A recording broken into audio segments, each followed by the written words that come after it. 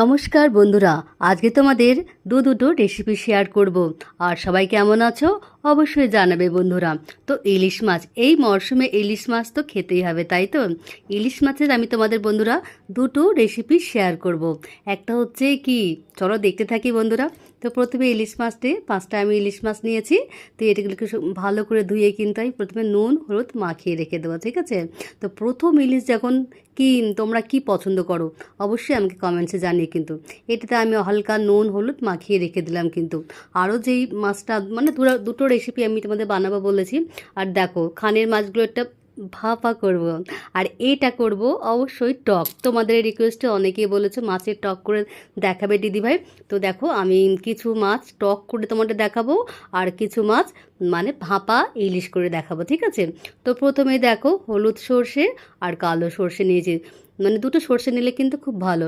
আর যতটা সর্ষে নিয়েছি তার থেকে কিন্তু একটু বেশি পোস্ত নিয়েছি বন্ধুরা, যেহেতু পোস্ত খেতে ভালো লাগে আর সর্ষে পোস্ত মিশিয়ে দারুণ হয়। সাথে আছে 4-5টা কাঁচা লঙ্কা। অবশ্য তোমরা ঝাল অনুযায়ী তোমাদের স্বাদ অনুযায়ী দিতে পারো কিন্তু। এবার দেখো আমি কিছুটা তেঁতুল ভিজিয়ে রেখে দেবো। এটা হচ্ছে বন্ধুরা পুরানো তেঁতুল। নতুন তেঁতুল ইউজ করতে পারো, কিন্তু পুরনো তেঁতুলের একটা দারুণ গন্ধ থাকে, খুব ভালো লাগে। পুরনো তেঁতুলের টক খেতে দারুণ লাগে। তো প্রথমে আমি সর্ষে তোমার পোস্ত আর কাঁচা লঙ্কা দিয়ে একটু জল দিয়ে কিন্তু পেস্ট করে নেবো, খুব ভালো করে মিহি করে কিন্তু। দেখো মিহি হয়ে গেল, পেস্ট হয়ে গেল। এরপরে আমি যে খালের মাছগুলো রেখেছিলাম, পিসগুলো মোটামুটি ভালোই আছে। আর বেশ ইলিশ মাছটা কিন্তু বেশ সুন্দর, দারুণ। তো খুব ভালো করে কিন্তু মশলাটা মাখিয়ে নেব ইলিশ মাছের সাথে। আর বেশ কিছুক্ষণ কিন্তু রেখে দেব ভালো করে, তাহলে কিন্তু মশলাগুলো ভালো মাছের মধ্যে ঢুকে যাবে, তাই তো? আরও বেশি বেশি ভালো ভালো টেস্টি হবে। এরপর কিন্তু সর্ষের তেল আমি বেশ কিছুটা দিয়ে দেবো। আমি কিন্তু 3 চামচ সর্ষের তেল দিয়েছি কিন্তু। আরও হালকা একটু লবণ বলছি, হলুদ দিয়ে দিলাম।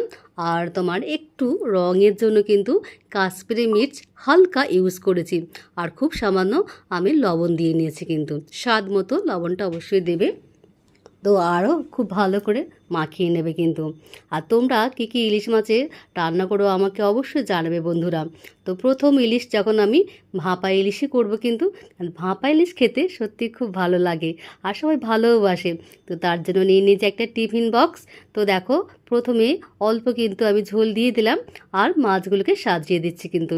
এরপর পুরো ঝোলটা কিন্তু দিয়ে দেবো, একটু বেশি ঝোল হলে ভালো হয়, কারণ এটা তো একদম টাইট হয়ে যাবে। তো আমি কিন্তু আগের বছর তোমাদের দেখিয়েছিলাম যে ভাতের মধ্যে কিভাবে ইলিশ মাছটাকে ভাপানো হয়, কিন্তু এবার কিন্তু আমি অন্য পদ্ধতিতে করব। তো আরও কিন্তু বেশ কিছুটা সর্ষের তেল দিয়ে দিলাম, আর অল্প দুদানা কিন্তু চিনি ফেলে দিলাম, যাতে টেস্টটা ভালো আসে আরও। তো এরপরে দেখো কাঁচা লঙ্কা আমি একটু ছিঁড়ে দিয়ে দেবো 3-4টে। অবশ্যই কাঁচা লঙ্কা আর সর্ষের তেল, ব্যাস আর কিছুর দরকার নেই। এরপরে একটা ওভেনে দেখো আমি গামলা বসিয়েছি, জল দিয়েছি, স্ট্যান্ড দিতে পারো, আমি একটা ছোট প্লেট মতো দিয়েছি আর কি। দিয়ে ঢাকা দিয়ে রেখে দেবো, বেশিক্ষণ সময় লাগবে না, ম্যাক্সিমাম 15 থেকে 20 মিনিট। একদম ফুটে গেলে কিন্তু হয়ে যাবে।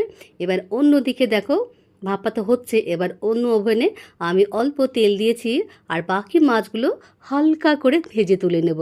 খুব বেশি মাছ ভাজবো না কিন্তু, জাস্ট এপিট ওপিট করে হালকা একবার ভেজে নিলেই কিন্তু হয়ে যাবে। টকের মাছ কিন্তু বেশি ভাজতে নেই, তাহলে খেতে ভালো লাগে না বন্ধুরা। তো দেখো মাছটা আমার ভাজা হয়েই গেল। আর লেজাটাও ভেজে নেব, খুব হালকা করে ভেজে নেব কিন্তু। আর যেহেতু মাথাটা আছে, মাথাটা একটু ঠিক মতন করে ভাজে নিতে হবে। দেখো আর মাছগুলো কিন্তু ভাজা হয়ে গেল। ওই তেলেতেই কিন্তু আমি একটুখানি 5 ফোড়ন আর 2টো শুকনো লঙ্কা দিয়েছি। আর যে তেঁতুলটা ভেজাতে দিয়েছিলাম সেটা খুব ভালো করে চিপে নিয়ে কিন্তু আমি একটা ছাঁকনার সাহায্যে কিন্তু জলটা দেব, যাতে তেঁতুলের যে সুতোগুলো থাকে ওতে যেন না পড়ে। আরও বেশ কিছুটা কিন্তু জল দিয়ে দেবো।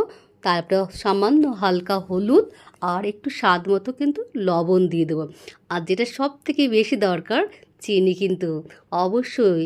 টক বানাতে গেলে কিন্তু একটু চিনি দরকার, তাই আমি 2 চামচ মতন আমি কিন্তু চিনি দিয়েছি, বা চিনির পরিবর্তে তোমরা কিন্তু গুড়ও দিতে পারো।